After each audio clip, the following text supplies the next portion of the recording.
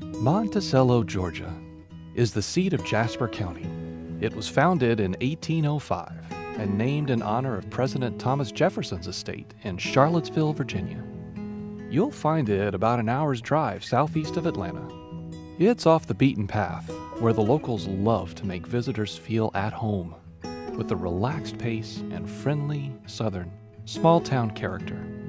It's Trisha Yearwood's hometown, and you may recognize Monticello's charming personality, co-starring alongside Andy Griffith, Johnny Cash, and June Carter in the 1983 television movie Murder in Coweta County.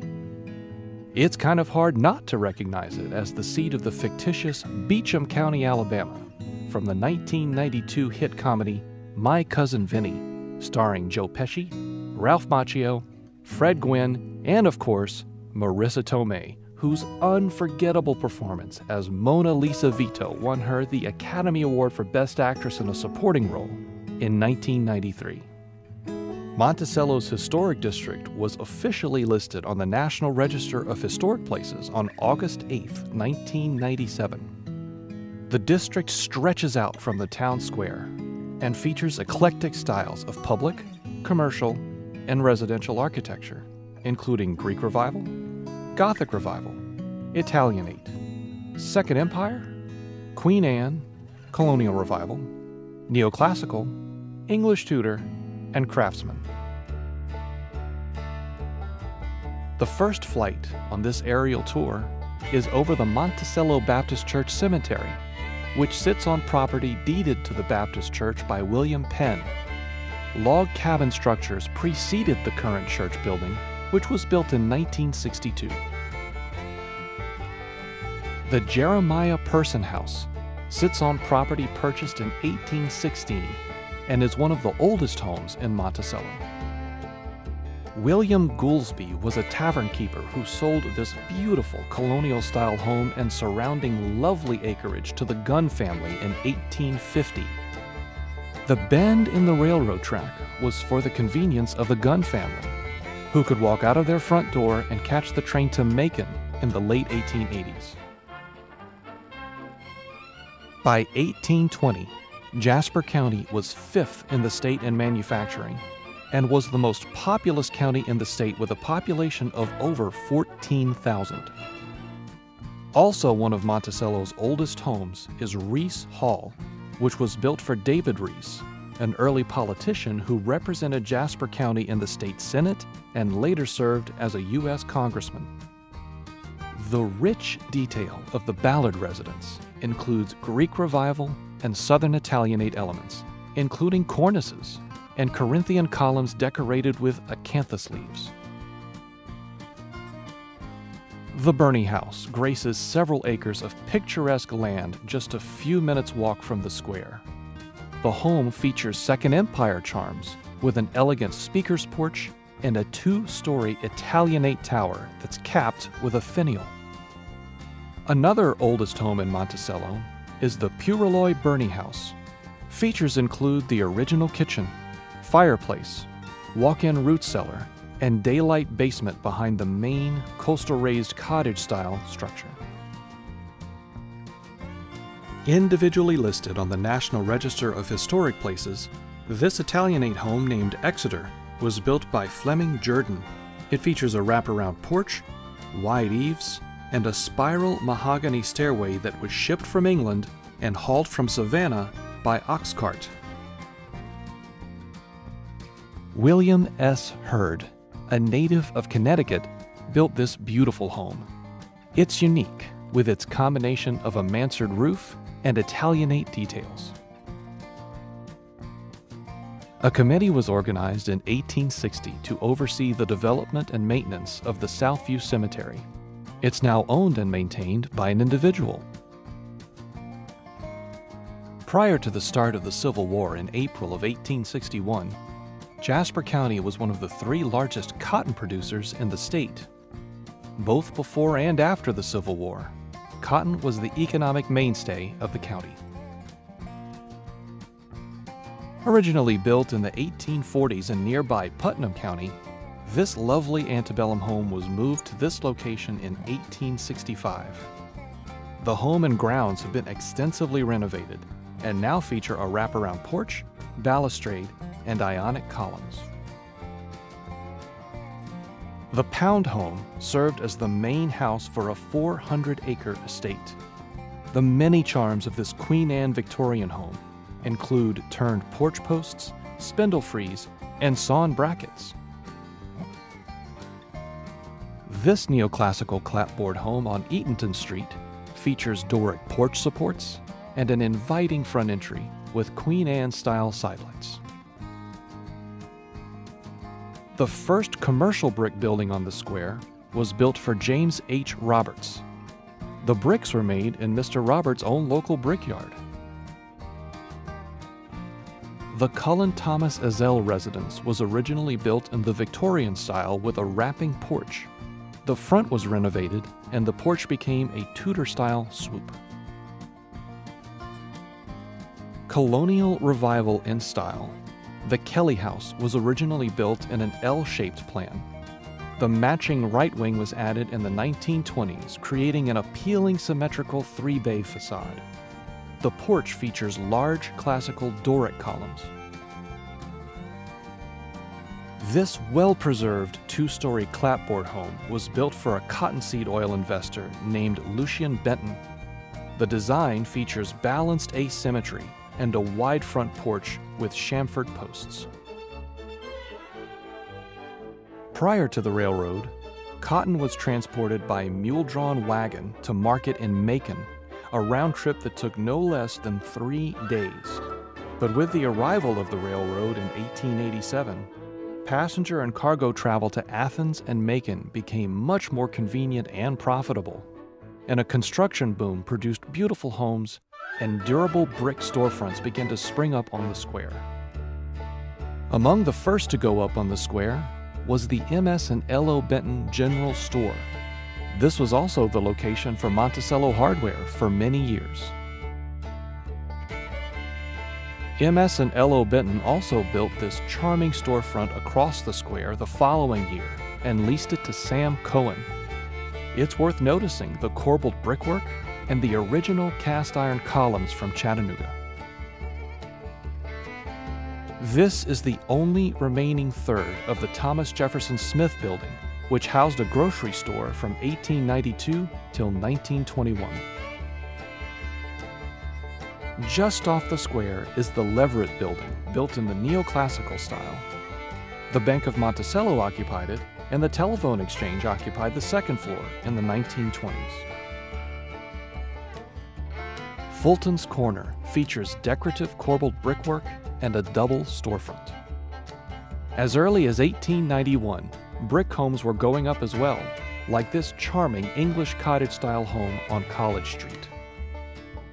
The Davis Benton Cropper House features an inviting front entrance and a large porch with ionic columns and turned balusters. The Bank of Monticello was the first bank in Jasper County, and in 1992, its facade served as the backdrop for a memorable scene about bad Chinese food and famous mud. Mrs. A.P. Harvey's General Store charmingly bookends the Forsyth Green corner of the square. The J.H. Kelly House is an excellent example of asymmetrical Queen Anne pattern book architecture.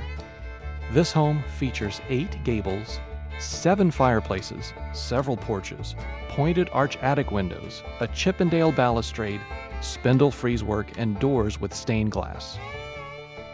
The excellently preserved Jordan King residence is an example of the gable front and wing plan. Reportedly, trotting races were held behind this home at the turn of the century.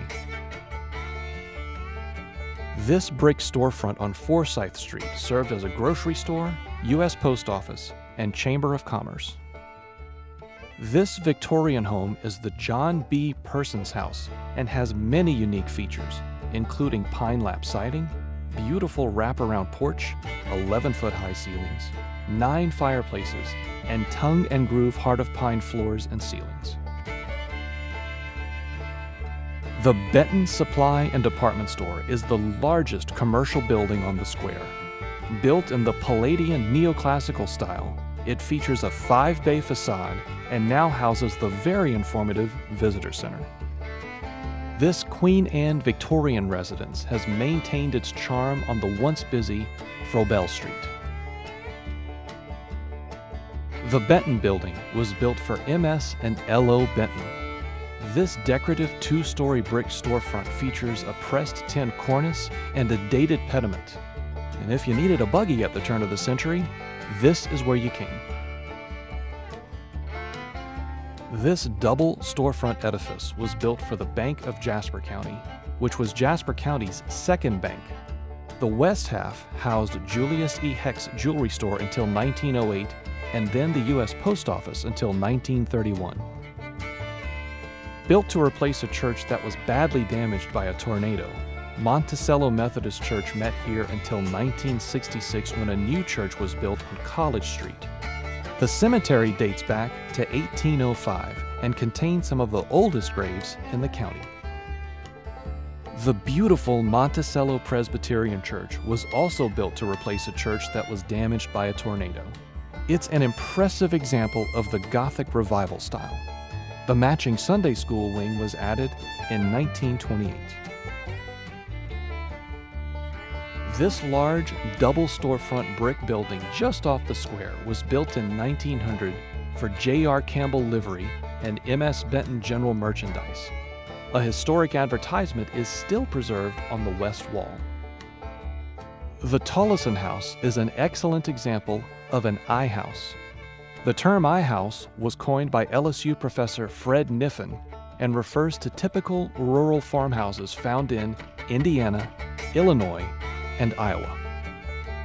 The Green Johnson House features 12-foot beadboard ceilings, 10-foot parlor doors, a central foyer, 5 fireplaces, heart pine floors, and a wraparound porch. The Bertha Giddings home features many unique charms, including a side entrance, an open staircase, and a prominent fern room with a tinted roof. Mr. Bonner Jordan introduced the first electrical light system in Jasper County in 1901, but the system wasn't commercially successful, and the city of Monticello, not wanting to go without the service, bought the system in 1905. Parts of the original distribution system are still in use today. The interior of the Olenminster residence features detailed woodwork, colorful Victorian tiled fireplace fronts, and handcrafted mantels.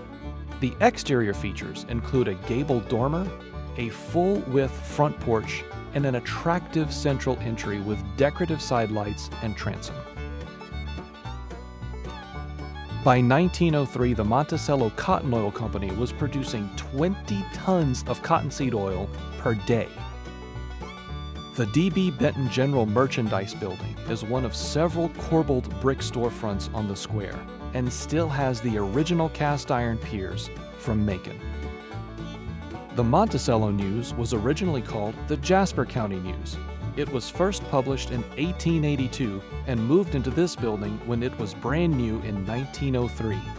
It was the first newspaper in Jasper County and is still published today. This Georgian cottage is the greenhouse and features original leaded glass, transoms, and sidelights. The J.D. Persons house is in the neoclassical revival style. The 1.5-story home features a beautiful semicircular portico with Doric columns. The Jordan Lanier House is captivating and very well preserved. Originally built in the Victorian style, it was renovated in the neoclassical style. It features a 2-story portico with large Doric columns and a second-floor balcony above the front entrance. The facade of the J.D. Hardware store features decorative corbelled brickwork and cast iron columns with Indian head designs. This building is individually listed on the National Register of Historic Places. The Lane residence features a gabled roof dormer with paired windows, while the inviting large front porch features turned posts and a balustrade. This charming Victorian home is the E.T. Malone House and features Queen Anne details, colored glass side lights framing the front door, a second-floor balcony, and a large wraparound porch. It's the Jasper County Courthouse that dominates the square. Its striking neoclassical style features an octagonal cupola clock tower, large front portico, and a pediment supported by 4 massive composite Corinthian Ionic columns. This building is individually listed on the National Register of Historic Places. The Farmers National Bank, built in the popular neoclassical style, occupied this building on the square for 60 years. The Greer House is a well-preserved example of the I house that was popular in the late 19th century. It features Victorian details, a gabled second-floor balcony, and a full front porch. It was built for Robert Jasper Jude Greer, who owned a 400-acre farm on the Ocmulgee River. The tallest section in the middle is the Hecht Building, and originally housed the Julius E. Hecht Jewelry Store. Mr. Hecht would later serve as mayor of Monticello. At the center of the square where the previous courthouse stood is the Confederate Monument. At a cost of $2,800, the United Daughters of the Confederacy donated the 32-foot-tall monument made of Italian marble to the city. It was unveiled on April 6, 1910. The Reuben Jordan House was built in the Colonial Revival style and features many decorative details, such as front entrance side lights and transom, wraparound porch with wood balustrade, diagonal mutin windows, and a second-floor balcony. The Williams Hotel is now a private residence and was built in the Colonial Revival style. Another example of the Colonial Revival style is the Bletcher-Crawley residence, built for Dr. F.S. Bletcher, who served the community for more than 50 years.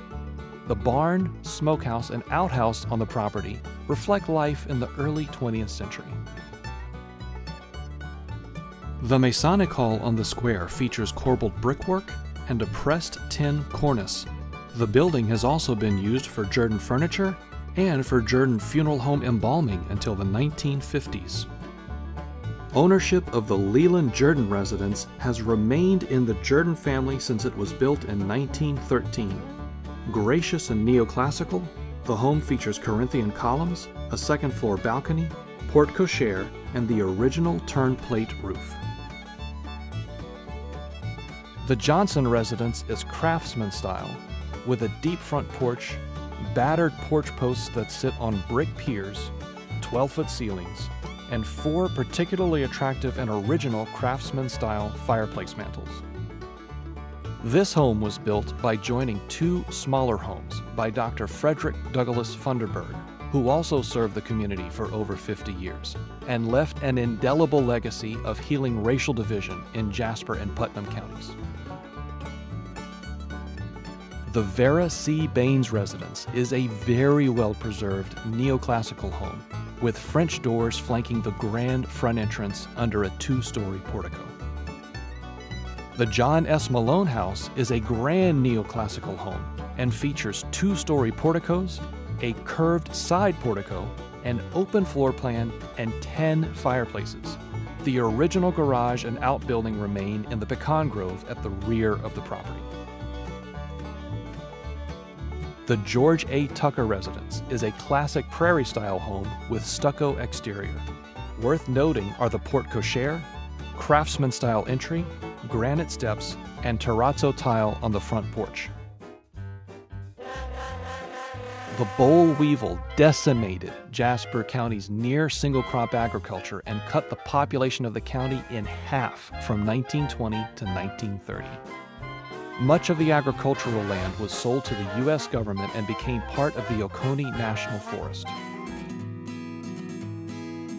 The Benjamin Hatfield House is a true craftsman-style home and still features the original Dutch lap siding and porte cochere.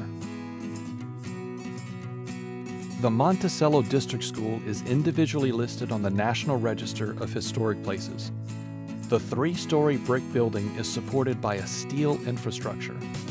The front entrance features 3 Romanesque arches with decorative stonework.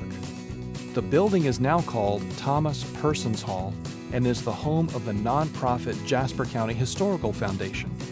It's available as an event venue for rent and features regular programs on the rich history of Jasper County.